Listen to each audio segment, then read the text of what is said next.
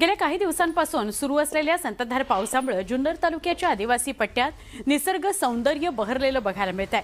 त्यामुळे डोंगर रांगांमधून वाहणारे छोटे मोठे धबधबे प्रवाहित झालेले आहेत। खळखळून वाहणारे धबधबे, अधूनमधून येणाऱ्या पावसाच्या सरी आणि धुक्याची ओढलेली झालर हे सगळं निसर्ग अनुभवण्याकरता पर्यटक सध्या या भागात गर्दी करताना दिसतात।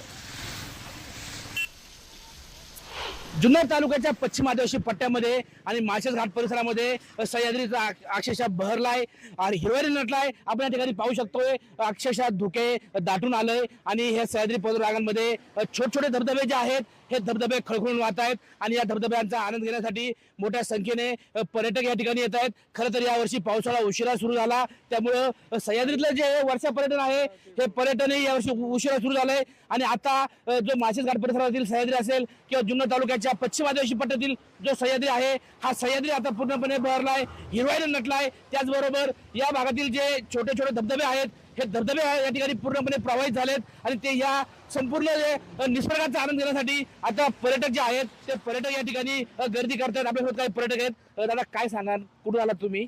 मी संभाजीनगरहून आलेलो आहे। इथं संभाजीनगर ते मुंबईला चाललो होतो आम्ही। रस्त्यात इतकं छान वातावरण बघून पावसाचा आनंद घ्यायचे, धबधबे बघितले, इतके 5-7 धबधबे आहेत।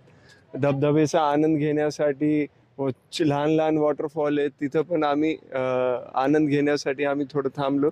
अर्धा एक तास आम्ही निसर्गरम्य वातावरण, पावसामुळं जे इतकं तापमान वाढलं होतं 45 डिग्री, 2-3 दिवसापासून पाऊस पण चांगला झालाय म्हणतात इकडं, आणि धुके वगैरे सर्व छान एकदम निसर्गरम्य वातावरण बघून आम्हाला खूप आनंद झालो। पर्यटक या ठिकाणी येत आहेत आणि ह्या पर्यटकांनी या ठिकाणी निसर्गाचा हा जो आनंद आहे, निसर्गाचा हा जो अनुभव आहे, हा अनुभव घेऊन या ठिकाणी हे सर्व पर्यटक या ठिकाणी समाधान व्यक्त करतायत। सचिन तोडकर, न्यूज 18 मराठी, माळशेज घाट, पुणे।